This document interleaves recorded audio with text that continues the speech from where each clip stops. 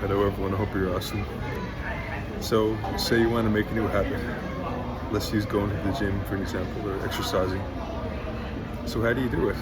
Why do some people seem to be able to adopt new habits within a week consistently, while others struggle to adopt any new habits, even perhaps the simplest and easiest daily habits? Well, because let's call above my hand or conscious mind and below my hand or unconscious mind. It's definitely overly simplified, but a conscious mind is not really the true decision maker. The true decision maker is our unconscious mind. That's the conditioning from our whole life that's formed our identity, our self-image, and our opinion of ourselves. So if I haven't went to the gym or exercised much in years,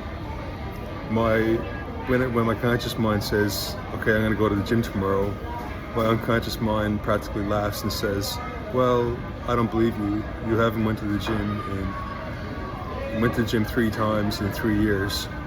You exercised maybe 10 times in the last year. You're not going to do it. You're not going to work out every day. It's not who you are. It's not part of your identity. So then, okay, now that we understand that, which many of us do, so what? What next? What do you do about that? Well, in fact, there's a lot you can do. We can use our conscious mind to train our unconscious mind to create a new identity. We can imprint a new print onto our unconscious mind through repetition, through visualization. For example, top athletes visualize themselves every day, sometimes multiple times a day, even in their sleep, because they do so often.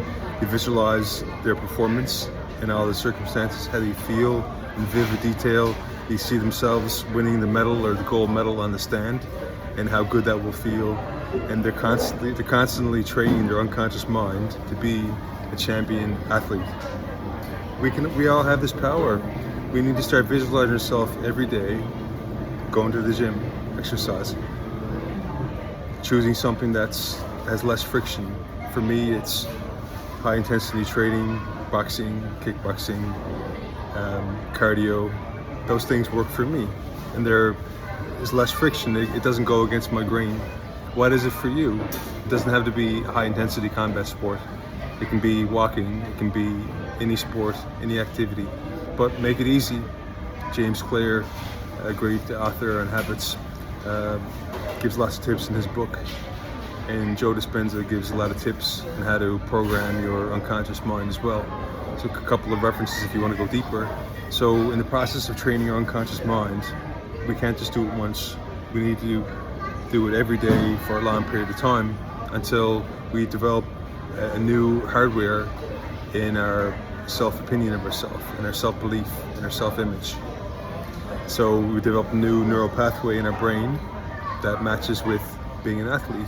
And over time, when you imprint that enough, and you start actually doing it, very importantly, every day, inch into it, make it easy, find a time in your day that fits, that you're not going to avoid it, that has less friction again.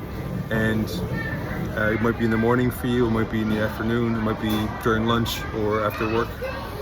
Find a time that you're going to do it, and then commit to it. Put some resources in, buy the gym shoes, buy the personal trainer if you have the resources, get the gym membership of a gym close to where you live or close to your work, so it becomes easy for you to do it and less friction, less reason for you not to do it.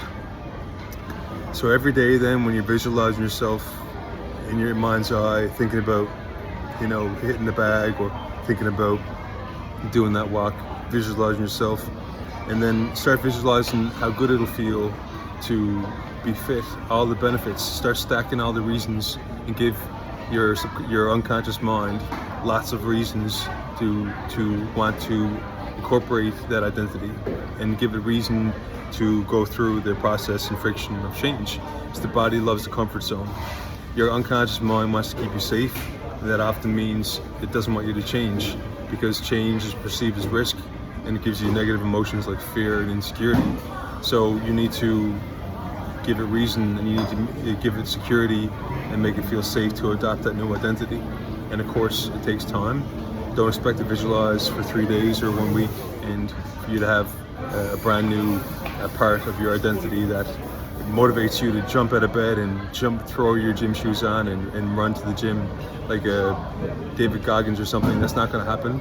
But believe in the process, believe in yourself, and start visualizing all the benefits of confidence, better health indicators, better health checkups, potential longer longevity, feeling better, being able to function better in all physiological ways. So stack it and give it lots of reasons. Find a time in the day that fits naturally for you. Make it easy, and create that new neural pathway in your brain through visualization, like an Olympic athlete would do, and visualize yourself to stamp that new identity into your unconscious mind, and make your conscious mind tell your unconscious mind, no, I'm the leader. No, you're not the voice, I'm the voice. No, you're not the mind, I am the mind. So you really need to train your unconscious mind like you would a kid, a baby, or even a dog. You need to realize that it has many very similar dynamics happening. Training it to be obedient. Train it to so that you're the mind and that it's not always in charge. Hope this is helpful. I hope this is inspiring for you. I hope it is as inspiring for you as it is for me to replay myself and retell myself these principles.